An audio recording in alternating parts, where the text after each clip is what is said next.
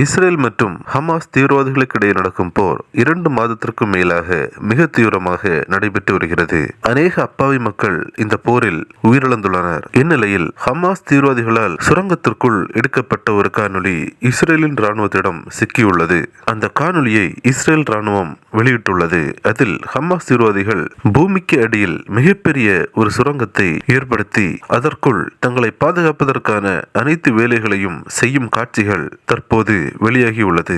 பூமிக்கு அடியில் ஒரு பெரிய நகரத்தையே இந்த ஹமாஸ் தீவிரவாதிகள் உருவாக்கி வைத்துள்ளனர். உலக நாடுகளிடமிருந்து காசா மக்களுக்காக வரும் அனைத்து உதவிகளையும் இந்த ஹமாஸ் தீவிரவாதிகள் தங்கள் வசம் வைத்துக் கொண்டு தாங்கள் பாதுகாப்பாக இருக்க ஒரு மிகப்பெரிய நகரத்தையே பூமிக்கடியில் கட்டியுள்ளனர். சமீபத்தில் இந்த ஹமாஸ் தீவிரவாத இயக்கத்தின் தலைவர்களில் ஒருவரான மௌசா அபு மஸ்ரோக், நாங்கள் சுரங்கங்களை கட்டியுள்ளது காசா மக்களின் பாதுகாப்பிற்காக அல்ல, அது எங்கள் ஹமாஸ் தீவிரவாதிகள் பாதுகாப்பாக இருப்பதற்காக மட்டுமே.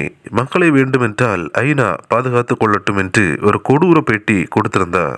இந்த சூழ்நிலையில் தற்போது வெளியாகியுள்ள இந்த காணொலி ஹமாஸ் தீவிரவாதிகளுக்கு மக்களை பற்றி துளியும் கவலை இல்லை என்பதை மிக தெளிவாக வெளி உலகத்திற்கு காட்டியுள்ளது. இப்படி சுரங்கங்களுக்கு செலவு செய்த பணத்தை காசா மக்களின் கல்வி மற்றும் வாழ்க்கை தேவைகளுக்கு பயன்படுத்தி இருந்தால் அந்த மக்கள் எந்த அளவிற்கு முன்னேறி இருப்பார்கள் என்று பலரும் தங்கள் கருத்துக்களை தெரிவித்துக் கொண்டு வருகின்றனர். மக்களை காக்கும் போராளிகளுக்கு பூமிக்கு அடியில் என்ன வேலை என்று பலரும் தங்கள் கேள்விகளை எழுப்பி வருகின்றனர்.